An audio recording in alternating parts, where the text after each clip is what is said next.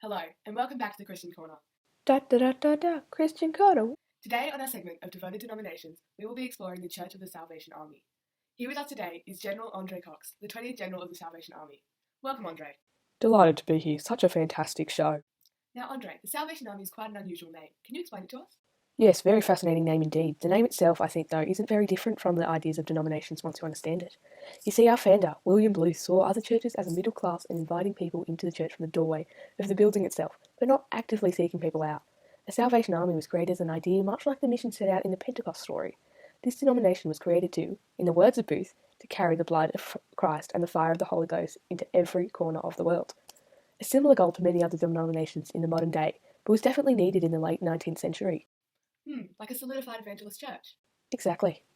Speaking of other denominations inviting people in from the doorway of the church, is that why you celebrate your faith in halls? Wow, I've never thought about it like that. Maybe.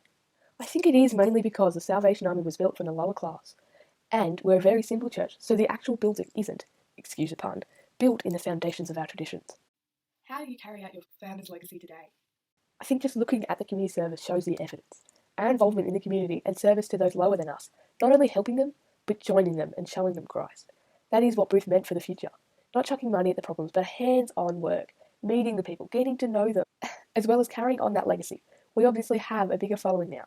So we do look at bigger things, such as our involvement in the United Nations goal of ending extreme poverty in 2030. I think just giving back to our community is such a huge practice in it. With all your work in the community, what do you think the side of the Salvation's officers mean for people today? Every time someone tells me that the uniform sparks in them or gives them hope, it makes my day. In the modern day life, hope is something you can only strive to spark, and I think that is what the red shield symbolises, and that's why it's on everything. Our uniforms, our buckets, everything.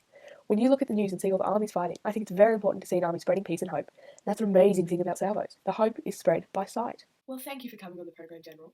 Just before I go, I want to thank you. This program is truly bringing together the Christian religions, and there has been huge divides when you look through the past. Meeting the Pope 3 years ago and combining with other religious leaders in projects like ending extreme poverty in 2030 are making big steps in the world's path towards unity. And I want to thank you for being a part of that. Well, thank you. It means a lot. It's amazing the progress being done in the world today.